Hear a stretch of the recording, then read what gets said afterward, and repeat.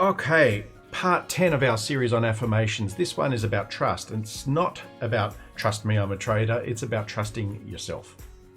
Okay, I think probably if we took a vote, I think this is probably the most important part of our entire 12 series. It's a relatively short series. We've got 6 slides to go through. If you're new to these videos, the process is we show you a bunch of slides, read them out loud if you can, and then think about them in terms of your own trading, your own actions, your own everything.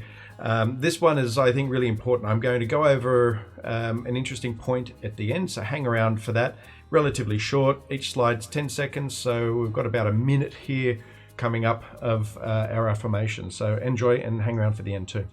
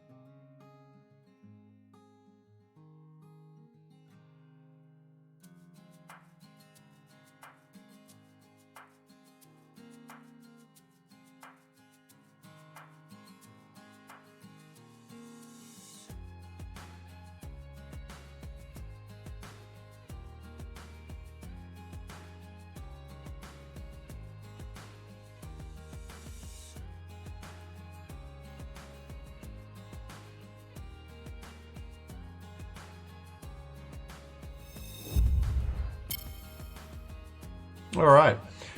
Hope you got something out of that one. This one, as I said, is an important one. My favorite slide, well, there's a few actually. I have a good inner voice and a bad one. I know to ignore the bad one. I spoke about this in one of the other videos, and I gave the example that recently I've started, I suppose, training, or at least committed to doing a 35-kilometer walk. What's that, 22 miles walk? And I do a bit of walking for exercise anyway, but I don't think, maybe only once in my life I've ever walked that far at one time.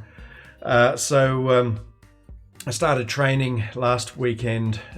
For example, I said to myself, right, I'll just do a 18-kilometer walk. It worked out to be 21 kilometers, but it was essentially 3 laps of a very large block around here. So there's a big area around here, but what I thought I'd do, or what I started to do, just it wasn't conscious thought at the time, was dealing with that inner voice that we all have. We have at least 2 voices, and I think everyone's got them. One that says you can do it, it's fine, keep going, you've done it before, etc., etc. The positive voice, and you've got the negative one, where that says no, you can't, or kind of gives you reasons not to, like you're hungry, you need to do this, you need to go and change your socks, you need to do all those things. That says, oh, what about tomorrow, let's do it then, or maybe later in the week we'll do it then as well. On this particular Saturday, it was raining. I thought, I'll listen to the good voice and say, no, you've got to get out there and do it. And I got wet when as I did a lap of the block. I came back and had to change a second time and keep going and all of that. And what worked for me was not to say, right, I have a goal that I'm going to walk this, 18 kilometers, because I know that the little bad voice would take over and say, well, you don't need to go that far, do you? You can, 10's fine, 15's okay too. Why don't you just stop now and go and get something to eat? What I thought I'd do is, the challenge became ignoring that little bad voice and just focusing on the good voice. It was nothing to do with the distance at all. And you can apply that to your trading as well. In fact, more so than, going for a long walk, because a lot of the time when we sit there, particularly scalping, shorter term trading, you second guess yourself. You'll say, you'll carry on a loss from a previous trade or yesterday and say, oh, well, I can't pick things so well this time.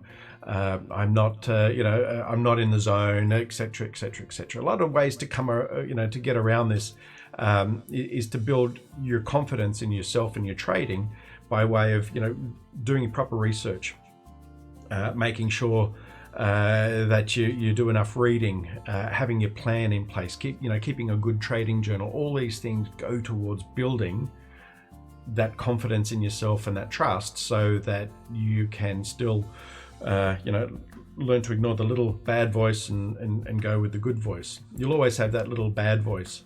I think it was in what was that movie, Animal House, where the angel and the devil appeared on the guy's shoulders, telling him what to do. That everyone has that, and that happens with trading too. I keep looking over to the screen here thinking I'm just watching one of the markets, and I know how I think when I look at a certain market or a certain setup or whatever, and there's that point where you second guess, there's that point where you hesitate. We spoke about hesitation in a previous video, and that's all about learning to trust that good voice, learning to trust your process, and proper education. But that comes with time. There's a good book on it for reading more about it, called Trading from the Gut, or Trading from Your Gut, by one of the turtle traders. And if you don't know who they are, look them up as well. They're profiled in the book Market Wizards, but there's one, the book is Trading from Your Gut. If you can't find it, let me know and I'll dig it up for you. It's very, very worthwhile reading. Anyway, on to the next one. I hope you got something out of this one.